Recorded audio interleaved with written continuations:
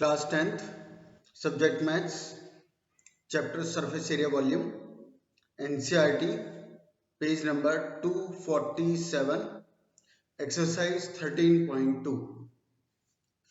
Last class में हमने 13.1 किया, वो था हमारा पूरा सरफेस एरिया पर। अब ये 13.2 ये हमारी है वॉल्यूम्स के ऊपर। वॉल्यूम वाला कंसेप्ट एरिया वाले कंसेप्ट से ज़्यादा आसान है।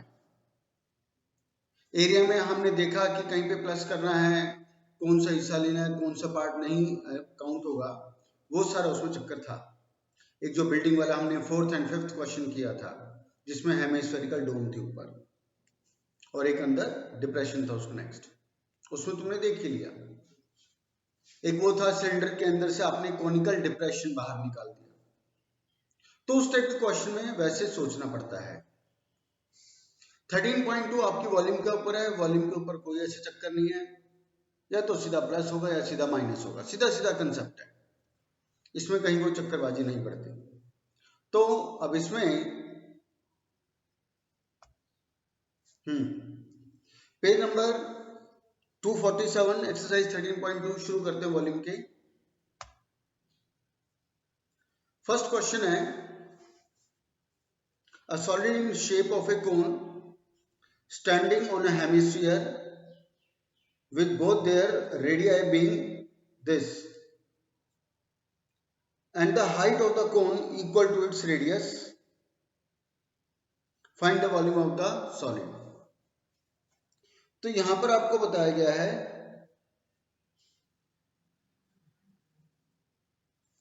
हेमिस्फीयर के ऊपर कोन, ये है, और रेडियस है 1 सेंटीमीटर, और हमें बताया गया height of the cone equal to its radius. ये हाइट है, ये भी कितनी है 1 सेंटीमीटर, क्योंकि इसने कहा कि इसका रेडियस इसकी हाइट इसकी रेडियस के बराबर है। अब ये कहता है find the volume of the solid. अब सॉलिड में क्या है, कोन है और हेमिस्फीयर है। शुरू में देखो प्रेजेंटेशन तो वही होगी, और कल रात तक के जितने मैंने असाइनमेंट चेक किए, बहुत अच्छी बात थी। सभी स्टूडेंट्स ने स्टेटमेंट लिखी हुई है, पूरी स्टेटमेंट लिखी हुई है। ये एक बहुत अच्छी हैबिट है, इसी को हमें आगे मेंटेन करना है। शुरू में तो वही आएगा, R be the radius of the solid and H be the height of the cone, such that R equal इतना सेंटीमीटर, एच इक्वल इतना सेंटीमीटर, ऐसा हमें लिखना है। उसके बाद now volume of solid is equal to volume of conical part plus volume of hemispherical part. Volume of conical part plus volume of hemispherical part. फिर formula लगाओगे 1/3 pi are square H equal to 2/3 pi R cube. अब जो common आएगा common निकालना, उसके बाद इसको normal तरीके से आपको चलाना है।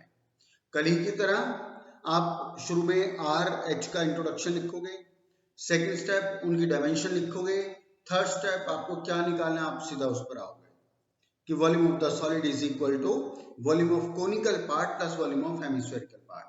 नेक्स्ट में आप फॉर्मूला लिखोगे, नेक्स्ट में आप कॉमन निकालोगे, उसके बाद वैल्यू रखोगे। आगे मुझे नहीं चाहिए, तुम अपने लिए चाहो तो कर सकते हो।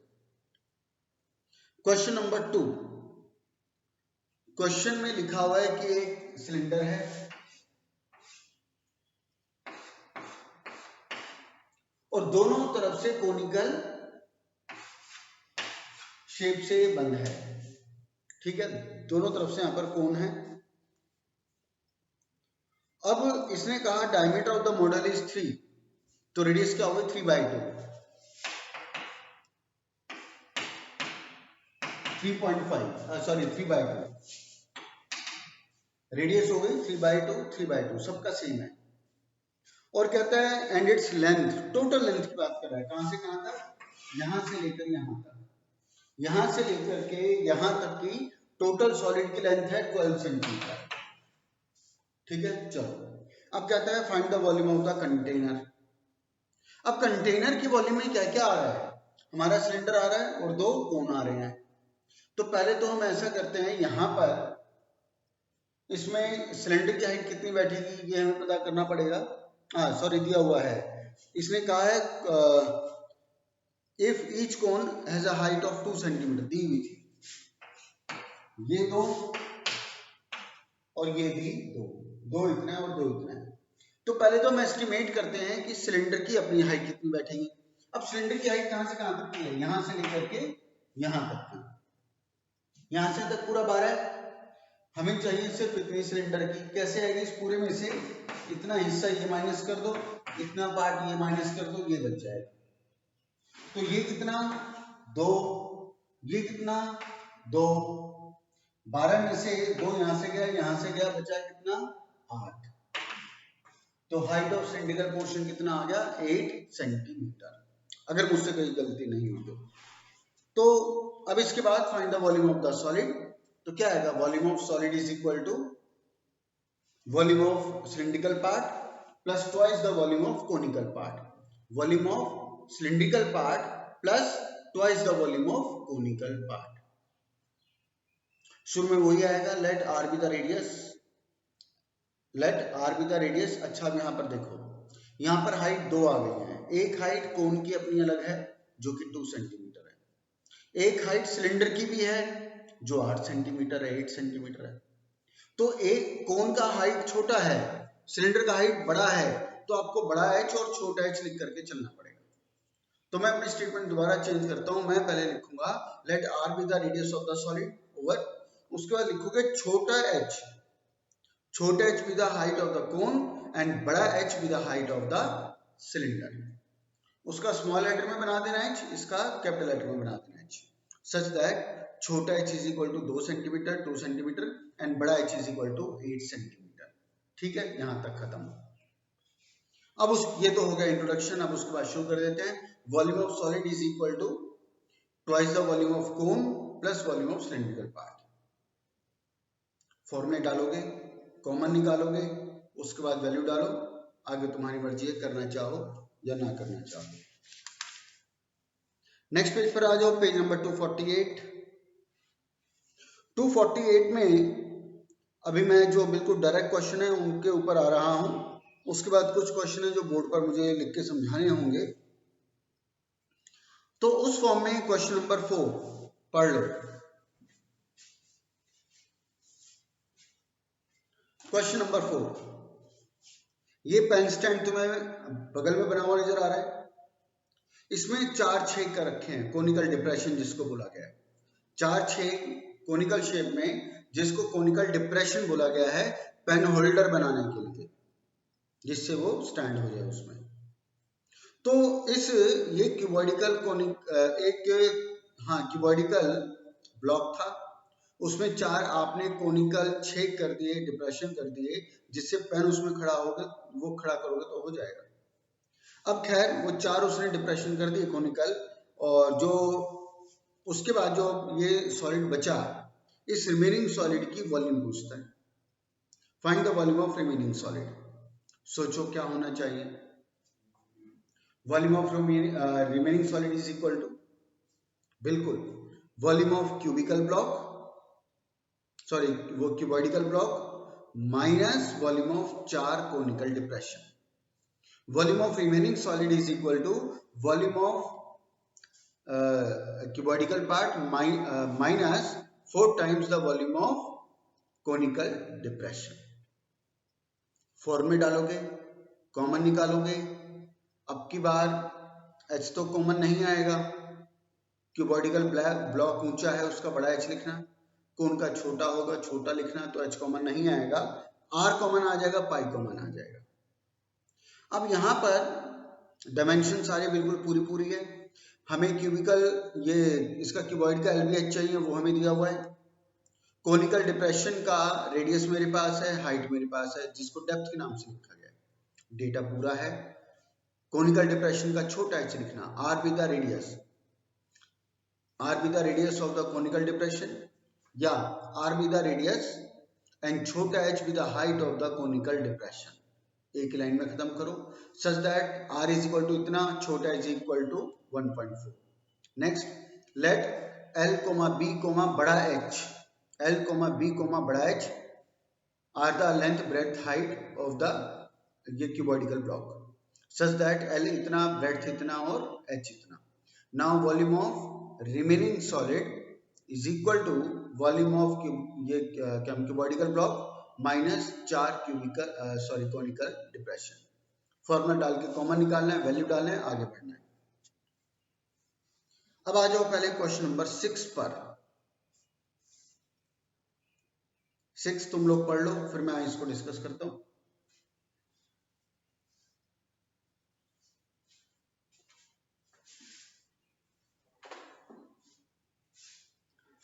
तो तुमने पढ़ा, जैसे मान लो अब ये मोटा सिलेंडर है, ये नीचे एक पतला सिलेंडर है, पहले ये कुछ ऐसे शेप है, ठीक है ना। अब इसने इसका भी पूरा साइज दिया, इसकी रेडियस भी दी है, इसकी हाइट भी दी है, इसका भी रेडियस भी दिया हुआ, इसकी हाइट भी दी है। अब ये कहता है ये ऐसे बना हुआ है कुछ। अब कहता है इसका पूरा वॉल्यूम निकालो। बिल्कुल आसान है, volume of solid is equal to volume of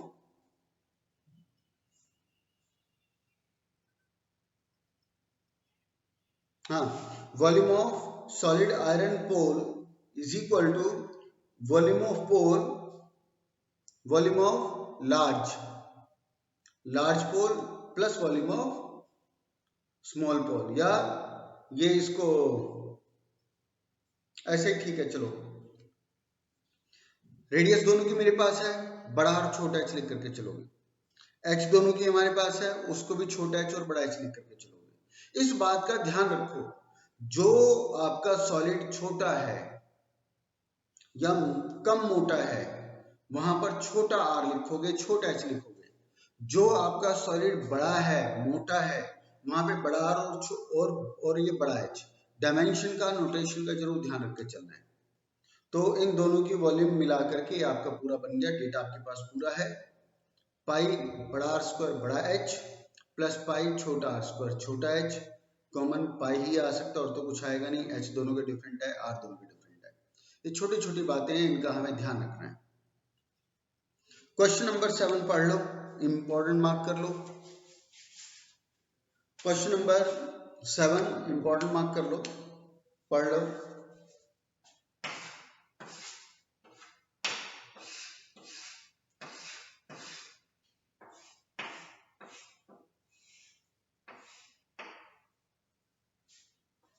इसने कहा कि एक ये सिलिंड्रिकल कंटेनर है, इसकी पूरी रेडियस हमारे पास है, इसकी ब्रेड्थ हमारे पास है। इस सिलिंड्रिकल कंटेनर का हाइट है 180 और उसका रेडियस है 60। पूरा पानी से भरा हुआ है, पूरा ऊपर तक पानी से भरा हुआ है। आपने इस शेप का सॉलिड, कैसा शेप है, नीचे से हेमिस्फेरिकल, ऊपर से कोनिकल, इस शेप का एक सॉलिड लिया और पानी में डुबो दिया। अब होगा क्या, पानी ओवरफ्लो करेगा। पानी क्योंकि ऊपर रिंग तक भरा हुआ है, जैसे कुछ भी सॉलिड डालोगे पानी तो बाहर गिरना ही था, पानी गिर गया।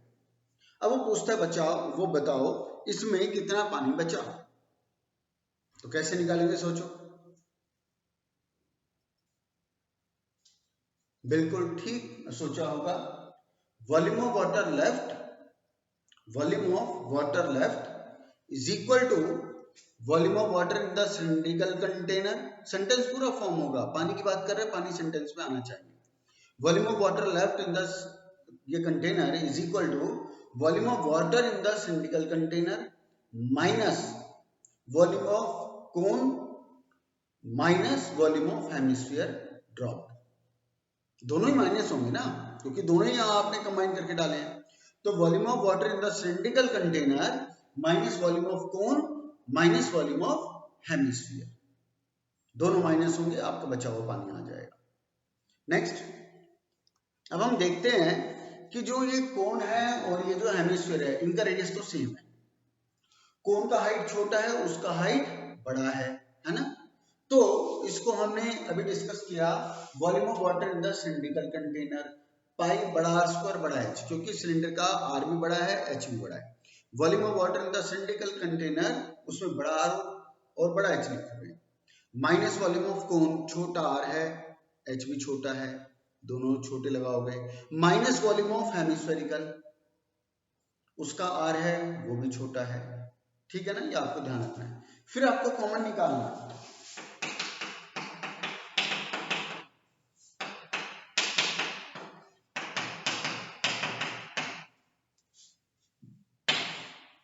Volume of cylinder minus volume of cone minus volume of hemisphere. अब कॉमन निकालते हैं। यहाँ देखो छोटा r और ये बड़े h का हमने ध्यान रखा है, इनका तो इससे कोई मतलब नहीं है क्योंकि इसकी डायमेंशन अलग है, उसकी अलग है।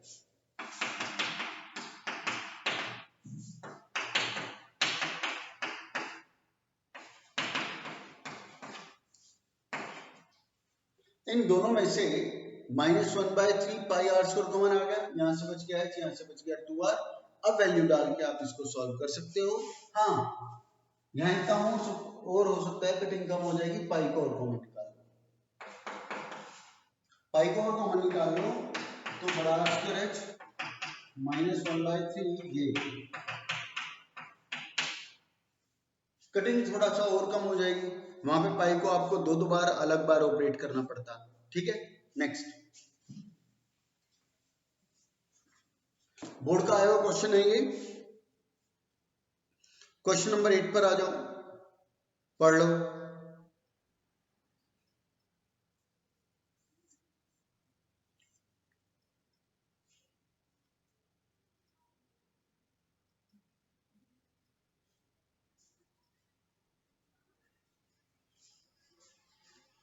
तो इसमें क्या है, एक आपका कंटेनर है, नीचे से हेमिस्फेरिकल, नीचे से स्फेरिकल है, ऊपर से उसका सिलिंड्रिकल नेक आ गई।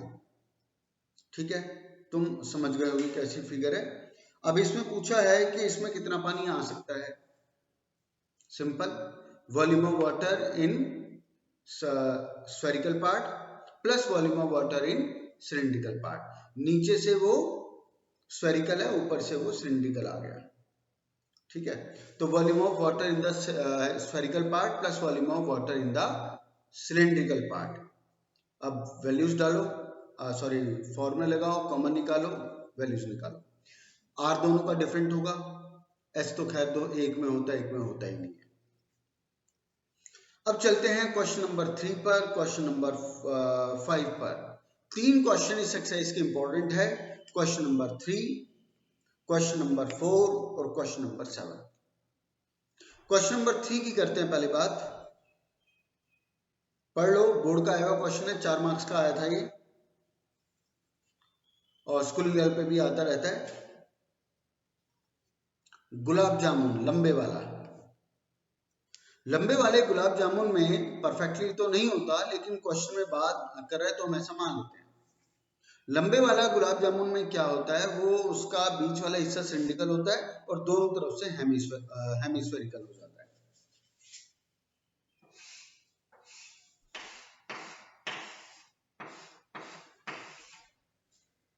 ये लंबे वाला गुलाब जामुन हो गया। अब इसकी साइज की बात कर रहा है, इसके साइज में लेंथ तो है पूरी 5 सेंटीमीटर,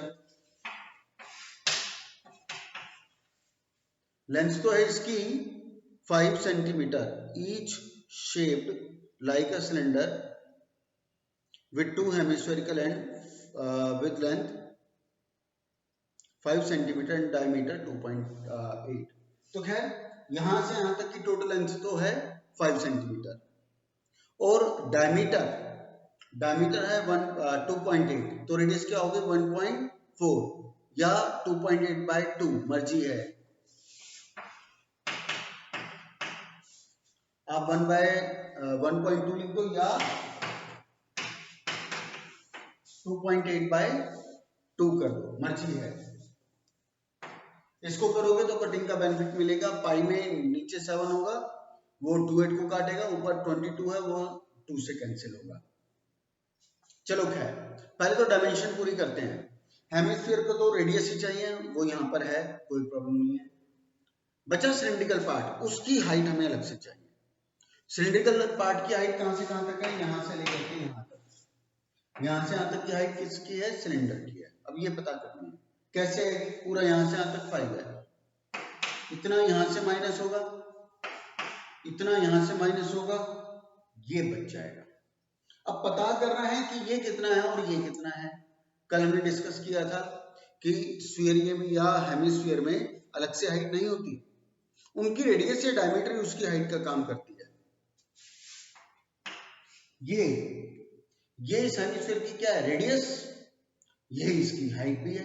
भाई हेमिस्फीयर कितना ऊंचा, हेमिस्फीयर इतना ऊंचा, तो ये इसकी रेडियस, ये इसकी हाइट, तो 1.4 तो कटेगा यहाँ से और 1.4 कटेगा आपका यहाँ से, 1.4 यहाँ से डिडक्ट होगा, 1.4 यहाँ से डिडक्ट होगा, तो कितना डिडक्ट हो रहा है, 2.8 डिडक्ट हो रहा है, तो 5 में से 2.8 डिडक्ट कर देंगे, तो हाइट या लेंथ ऑफ सिलिंड्रिकल पार्ट बच गई 2.2।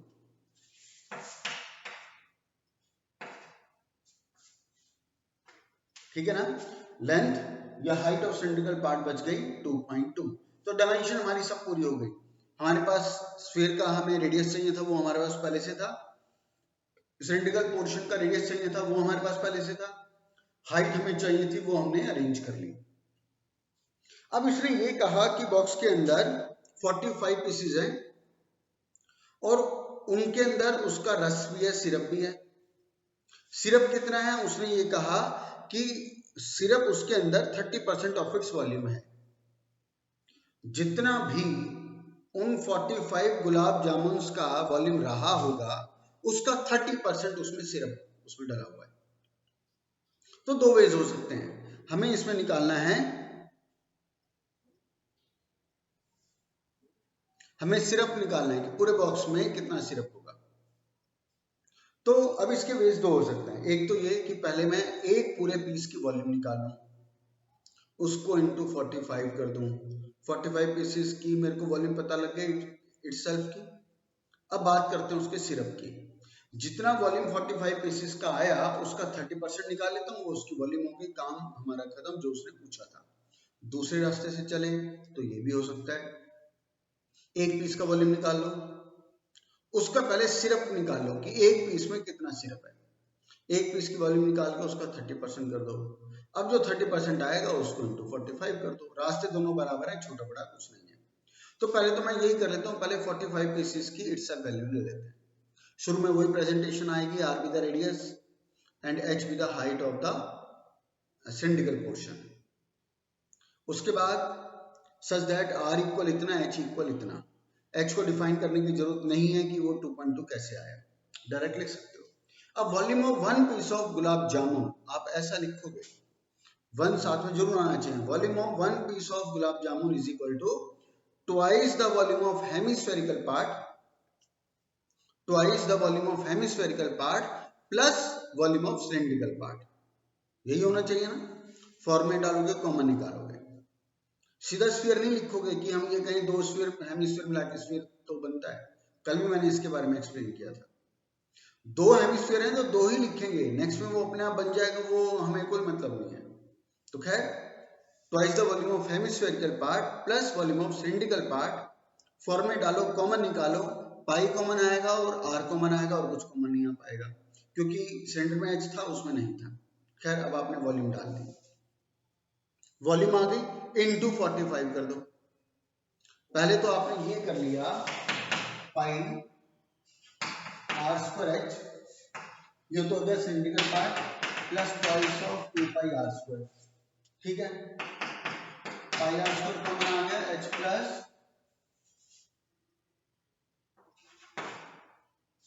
जरा देखना मुझसे कोई गड़बड़ तो नहीं, सॉरी वॉल्यूम लगानी थी, मैंने ये लगा दिया, 2/3 pi R cube, 2/3 pi R cube होता है, तो ये अंदर बच गया हमारा 4/3 of R. Pi are square common ये हमने निकाली, यहाँ से एच बच गया और यहाँ से 4/3 आर बच गया। आपने अभी कोई वैल्यू मत डालना, ये भी आपका एक पीस का आ गया। पहले आपने लिखा volume of one piece of gulab jamun is equal to volume of cylindrical part plus twice the volume of hemispherical part, formula डाला, कॉमन निकाला, वॉल्यूम नहीं, अभी वैल्यू नहीं डाला। अब नेक्स्ट लाइन में हमें 45 पीसेस का निकालना है।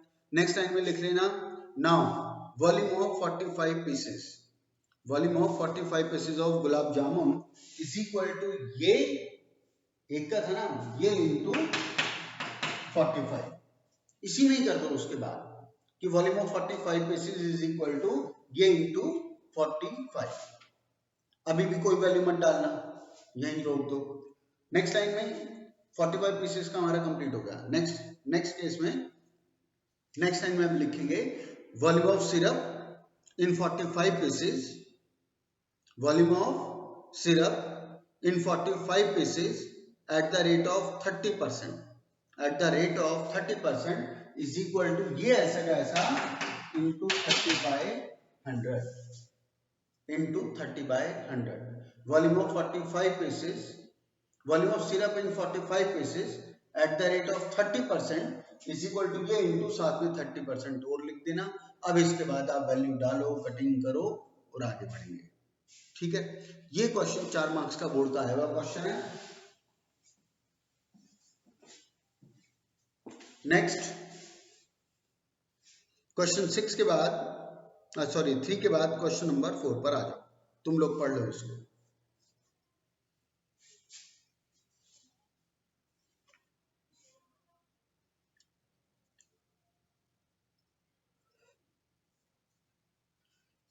तो तुमने पढ़ा, इसमें फिगर बनाने की जरूरत नहीं है।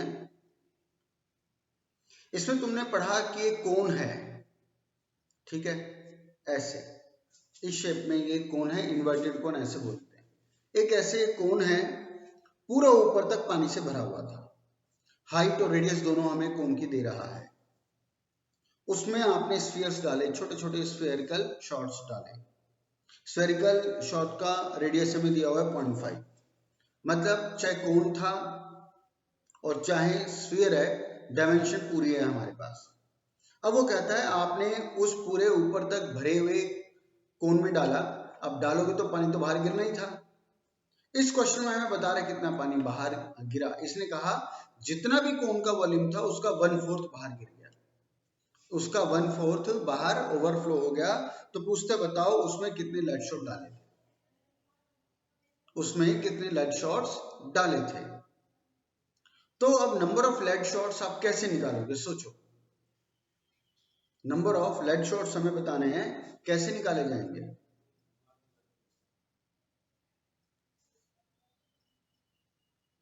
तो हमने सोचा होगा जब भी हमें नंबर ऑफ चीजें निकालनी होती है तो हम उसे डिवाइड करते हैं, तभी नंबर ऑफ चीजें आती हैं।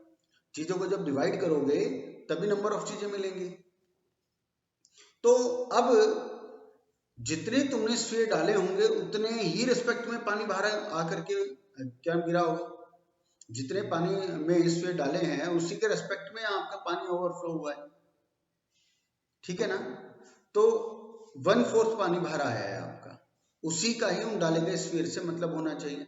ना स्फीयर डालते ना वो 1/4 पानी बाहर आता। तो इसमें हमारा बनना चाहिए, पहले तो वही आ जाएगी शुरू में स्टेटमेंट, कोन की डायमेंशन बड़े हैं, स्फीयर छोटे छोटे हैं, उसके डायमेंशन छोटे होंगे। तो हम लिखेंगे बड़ा R एंड बड़ा H with the radius and height of the conical vessel such that बड़ा R इतना, छोटा H इतना, ओवर। नेक्स्ट साइड में लेट छोटा r B the radius of spherical shot such that छोटा r इज इक्वल टू इतना, जो भी दिया होगा। Now number of sphere dropped, number of sphere dropped in the vessel is equal to 1/4 the volume of water flows out of the cone। भाई पानी जितना गिरा है, जितने स्फीयर डाले उतना ही तो गिरा है, उसी के रिस्पेक्ट में करेंगे बात। तो is equal to 1/4 volume of water flows out of the cone।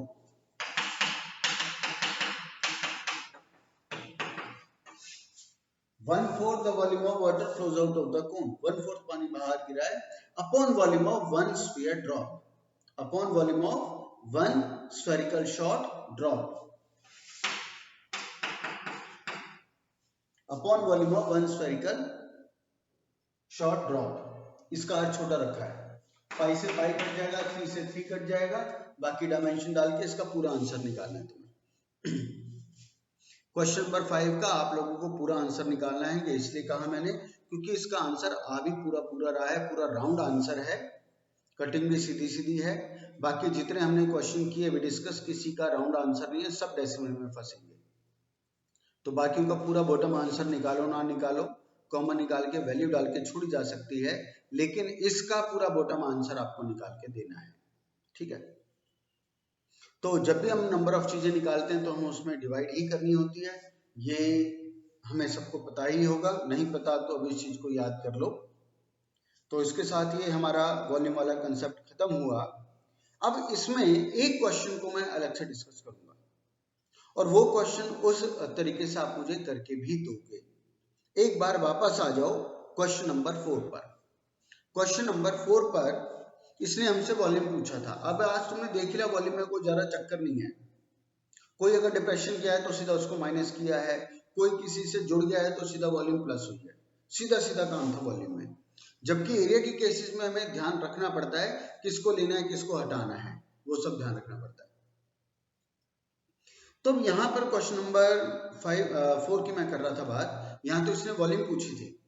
अब मैं इसमें तुमसे एरिया पूछता हूँ। अगर ये कहता कि ये 4 कॉनिकल डिप्रेशन कर दिए, अब रिमेनिंग सॉलिड का एरिया बताओ, रिमेनिंग सॉलिड का एरिया बताओ, तो अब सोचो कैसे कैसे करोगे। कल मैंने डिस्कस भी किया था कि जब भी एरिया निकालना हो तो आप ये सोच लिया करो कि मुझे इसे साफ करना है, हर जगह से साफ करना है, कोई जगह नहीं छोड़नी, जहां जहां से साफ होगा वो उसका एरिया आएगा। या मैंने कहा था ये सोच लो कि मुझे इस पे पेंट करना है, कोई हिस्सा नहीं छोड़ना, चाहे कितना भी कोने में घुसा हुआ वहां भी पेंट करूंगा। तो जहां जहां पेंट करूंगा उस सब के मुझे पैसे मिलेंगे, वो सब ऐड होता चला जाएगा। सोचो कौन कौन सा एरिया लोगे, क्या क्या लोगे एरिया में। मैं क्वेश्चन नंबर 4 की बात कर रहा हूं।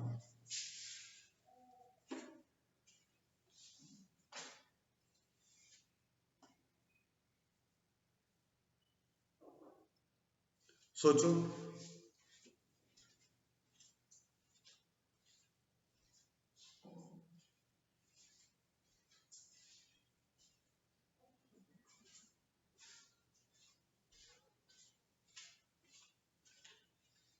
तो तुमने सोच लिया होगा। अब इसको भी मैं एक एग्जांपल के तरीके से समझा देता हूं, ज्यादा क्लैरिटी आएगी। जिसने भी सोच लिया हो उसके लिए भी मैंने एक जुगाड़ अरेंज किया हुआ है। ब्रिक है, ईंट है ये, ठीक है। ये मेरे पास करीबन 8-10 साल से मैंने संभाल के रखी हुई है। 8-10 साल से इस ईंट को संभाल के मैंने रखा हुआ है। दिवाली के नेक्स्ट मॉर्निंग में मैं पार्क से उठा करके लाया था इसे आप लोगों के लिए। तो अब ये देखो, ये ब्रिक है, क्यूबिकल ब्लॉक है जिसकी वो बात कर रहा है, क्यूबॉइडिकल ब्लॉक। इसमें 3 ये सिलिंड्रिकल वो डिप्रेशन है। क्वेश्चन में कोनिकल है, ये सिलिंड्रिकल है। कंसेप्ट सेम ही होगी, हम इसको सिलिंड्रिकल से समझते हैं, वो तुम्हें ज्यादा क्लियर होगा। भाई सिलिंड्रिकल कंटेनर है तो क्या ये सिलिंड्रिकल डिप्रेशन है तो क्या हुआ, ये आर पार छेद हो गए ना। कोनिकल में क्या होगा, आर पार छेद नहीं हो पाएगा क्योंकि एक साइड तो उसकी चोंच बच जाती है, उस साइड से तो छेद नहीं हो पाता। केवल इतना सा फर्क है ना। यहाँ पे दोनों तरफ छेद हो गए हैं विजिबल, और वहां पे एक ही तरफ होता है। चलो इससे समझते हैं। अब आपको इससे पूछा जाए कि इसका एरिया बताओ, तो मैं देखूंगा मैं कहाँ कहाँ सफाई, कहाँ कहाँ पेंट कर सकता हूँ। जहां जहां करूंगा वो सब एरिया आएगा। कहाँ कहाँ करूंगा, पहले तो आप इसके इन चारों फेसेस पे करोगे। तो ये क्या हो गया, lateral surface area of the cuboid. Over. चलो अब अंदर, अक्सर स्टूडेंट्स इसको भूल जाते हैं। ये 3 सिलिंड्रिकल हमारे डिप्रेशन है, ये 3 सिलिंड्रिकल डिप्रेशन है। तो इनके अंदर भी आप इनको सफाई करोगे नहीं करोगे, इनको अंदर से भी पेंट करेंगे नहीं करेंगे, करेंगे ना। तो अंदर के भी पैसे मिलेंगे, अंदर का भी प्लस होना चाहिए था। हो सकता है कुछ ने अंदर वाला माइनस करवा दिया हो, अंदर वाला प्लस होगा क्योंकि अंदर भी सफाई करूंगा, उसके पैसे देने पड़ेंगे। तो lateral surface area of cuboid plus thrice the CSA of cylinder plus thrice the curve surface area of cylindrical depression. वो कोनिकल है तो plus 4 times the CSA of conical depression, क्योंकि अंदर भी आप उसको सफाई अंदर से भी पेंट करोगे। चलो चारों तरफ से हो गया, अंदर ये डिप्रेशन हो गए। अब ये ऊपर वाला फेस आ गया।